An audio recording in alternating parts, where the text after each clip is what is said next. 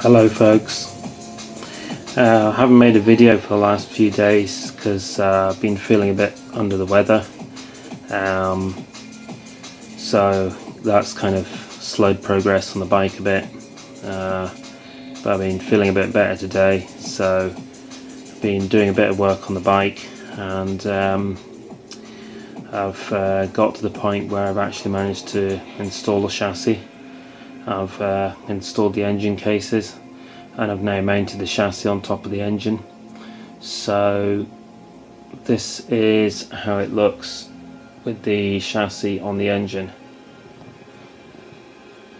Okay, so that's basically it. I can't remember where I got to when I made the last video, but as you can see, I've got the rear sprocket on, I've got the water pump on, everything's painted, everything's fitted, all the sort of major components. So basically felt that it was time that I could fit the chassis, so I just removed all the masking from all the bolt holes and things on the chassis, and I've just bolted it on just now. I've fitted it with thread locking compound because obviously, you know, engine mountings are quite important, so, and everything's been done up to the correct torque. These bolts I think were 28 foot-pounds and 32 on the other side. There's two mounting bolts on this side and there's one on the other side. These are Honda's own bolts actually. They're bought directly from Honda, they're not like off eBay or anything. The chassis was actually a little bit wider than the engine. I'm not sure if that's normally the case, if it's meant to be like that, but there was a little bit of a gap between the engine and the chassis. So I've actually put a washer, got some fairly thick washers that are about a mil thick or something, and they're just a perfect fit for that bolt. And they just go in there nicely and just make it a perfect fit. And then, like I say, torqued it down to the correct settings. That side I think I've got 2 washers in there because there was a big gap there, but you probably can't really see that in the video, but that's it installed. And like I say, that side was 32 foot-pounds I think, and the other side was 28. And then these here, this is the rear engine mount. You've got like a collar that goes through the back of the engine, which I've painted black, as you can see, because I think that contrasts nicely with the silver. Although, to be honest, by the time all the tank's on and everything's in, you're not really going to see it anyway, but never mind, it's done. So these are the brackets. These bolts here, I didn't have stainless steel Allen bolts. I mean, I do have stainless steel Allen bolts, but they're the wrong size for these. So I had to dig out some other bolts, but thankfully I had 4 of these brand new hex bolts, which are a perfect fit. And again, I fitted them with washers and locking compound. And again, they're done up to the correct torque. They're done up to 20 foot-pounds. I'm basically just following the Haynes manual for all my torque settings. Haynes manual said 20 foot-pounds for these 4 bolts, the 2 there and the 2 there on those brackets. That's what I've done, 20 foot-pounds. And then the nut on the end of the spindle, see the bottom of these brackets, there's like a spindle goes through. It's got like rubber, I don't know what they call them, I think it's spacers or dampers or something, and then there are like rubber blocks that go inside these bits that actually take the weight to the engine, and the rubber just stops the vibration from coming through into the chassis. I think that's the idea. So so that's basically that. And then that nut on the end there, again, that was done up with locking compound, and that's 28 foot-pounds, the same as the left side engine bolts. So myself, I think it all looks pretty good. The only bit I'm still missing to actually bolt the engine into the chassis is the bottom spindle. There's a spindle that goes through there that bolts through like the bottom of the gearbox, and that takes part of the weight of the engine as well. So obviously I thought I had a second-hand one. I thought I had one that came with a chassis, but I can't find it anywhere. So maybe I didn't get one. I don't know. I can't really remember, to be honest. But Obviously I'm going to have to get a spindle to go through the back there because it needs to have all its engine mounts for, obviously, for safety. You don't want your engine falling out on the motorway, you know, that's not cool. Excuse me. So how does it look? I think it looks really good myself. It's like matte black chassis with a silver engine and gloss black engine cases. I think it's looking really good.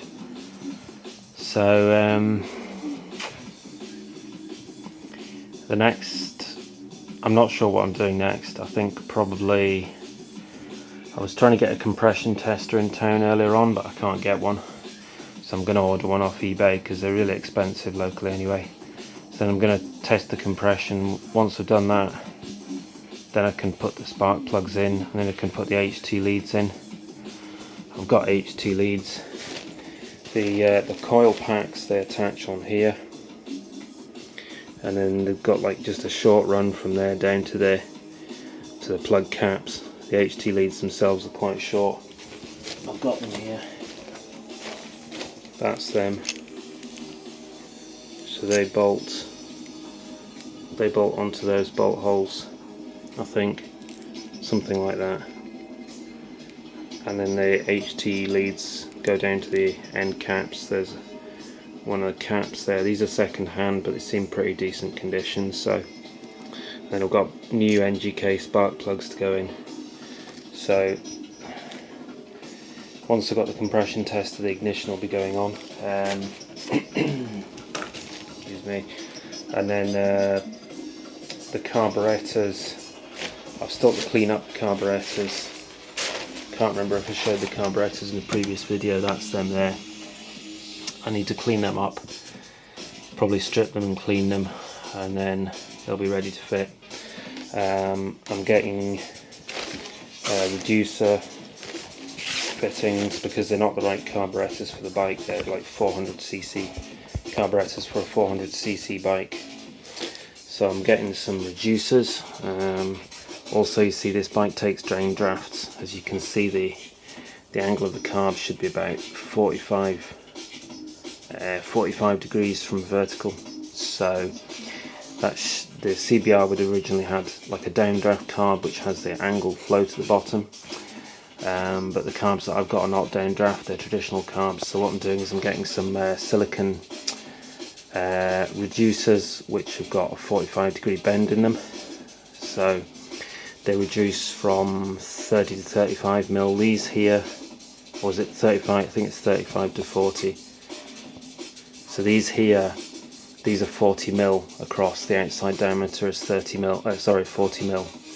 And then the carbs that I'm putting on there are about 35 mil outside diameter. So the reducers that I'm getting are going to enable me to reduce the 40 mil to the 35 mil, and at the same time they're going to have the 45-degree bend in them, which is going to enable me to fit the carbs kind of flat through there. Now the only thing I'm a bit concerned about is how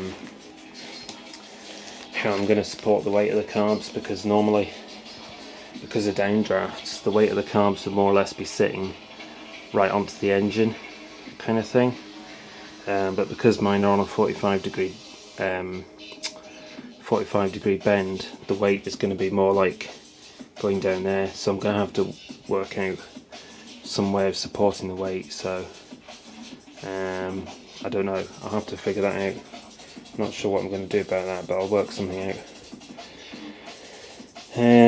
So that's the carbs. I've got my cone filters. My cone filters have arrived, but they don't seem to fit on the carbs. I think I've got something wrong there, the measurement's wrong. The carbs